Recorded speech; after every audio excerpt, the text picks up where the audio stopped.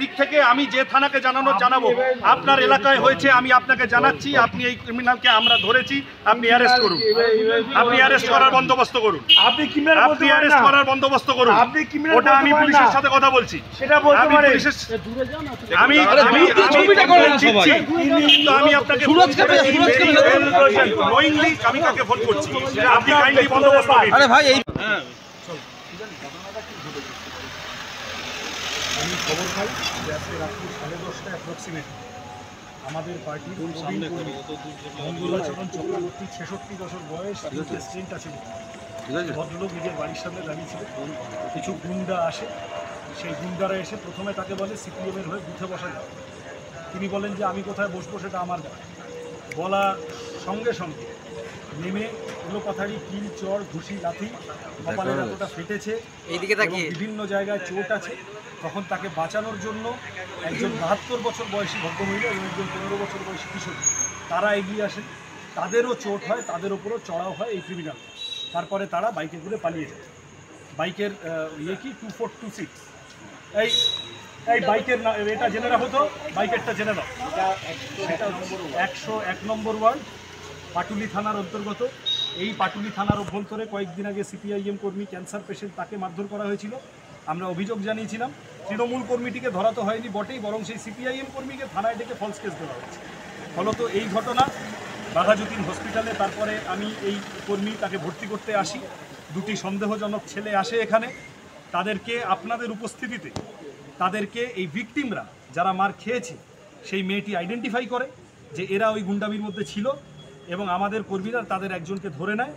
ধরে নেওয়ার পরে পাটুলি ওসি না নেতাজি নগর ওসি কে একে ধরবে এই গড়িমসিতে খানিকক্ষণ যাওয়ার পর আমরা ফাইনালি নেতাজি নগর থানার হাতে এদের এই যে ছেলেটি, সে তার নাম বলেছে সোমনাথ রাউত, মিডিয়ার সামনে নাম বলেছে সোমনাথ রাউত।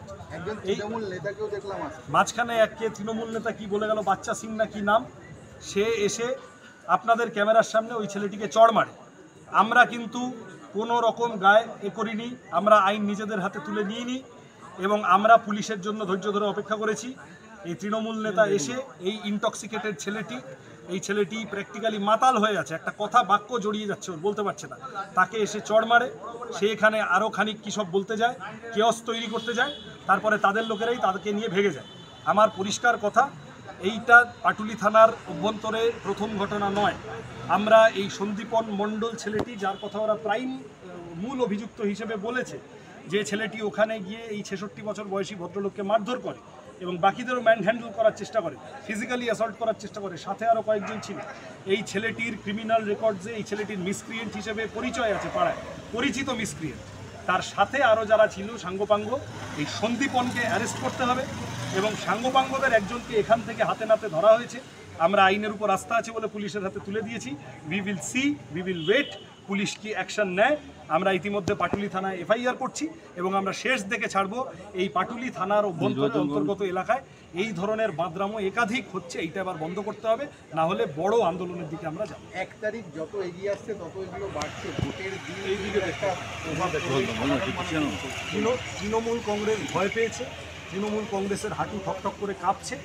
না হলে তৃণমূল কংগ্রেস এই ধরনের অত্যাচার নামিয়ে আনা, বয়স্ক মানুষদের বেছে বেছে, ক্যান্সার আক্রান্ত কর্মীদের বেছে বেছে, মহিলাদের উপর বেছে বেছে আক্রমণ করে একটা ভয়ের পরিবেশ তৈরি করতে চাইছে।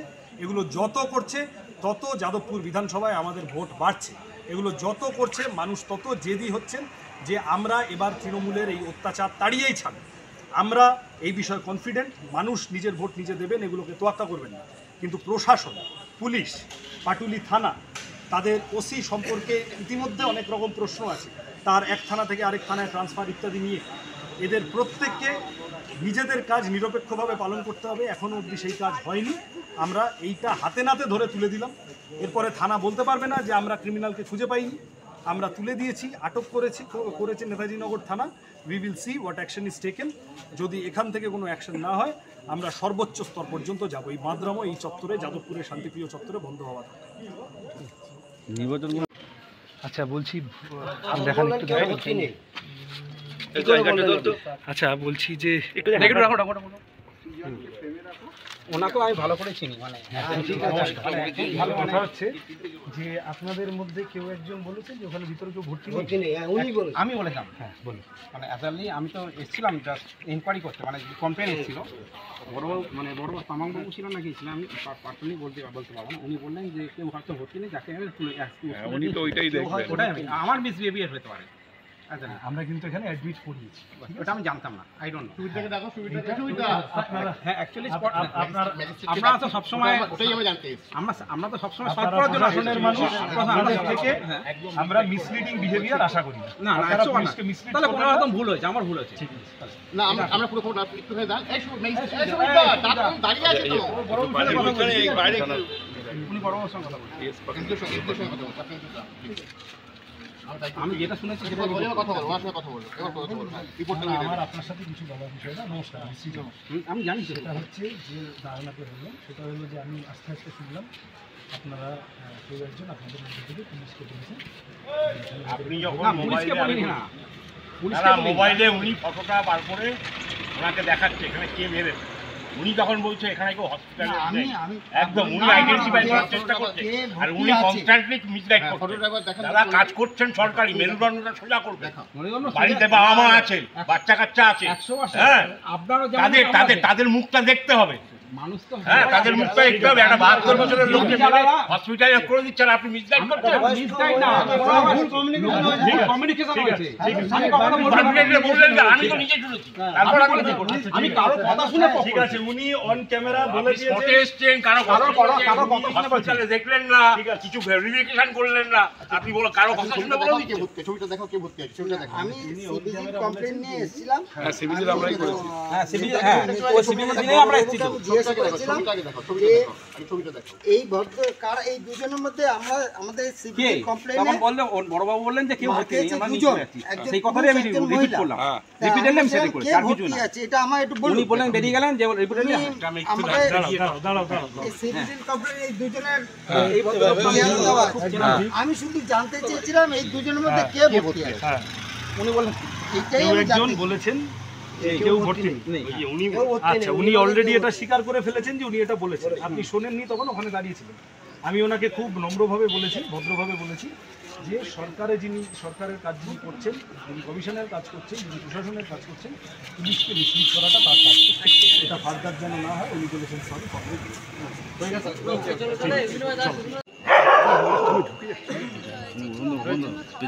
বাড়ি ফিরছিল তখন হঠাৎ করে ওই বাইক নিয়ে ছেলেটি এসে মারধর শুরু করে।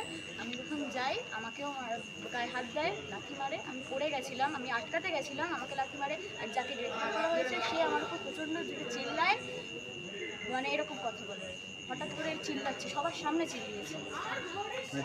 তারপরে এখানে আইডেন্টিফাই করতে পারলে এখানে দুজন এসেছিল, যে মেরেছে সে আসেনি, যে মেরেছে সে আসেনি, দুজন এসেছিল।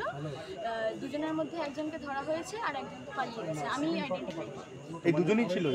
এই দুজনে ছিল, আর একজন যে মেরেছে সে আসেনি।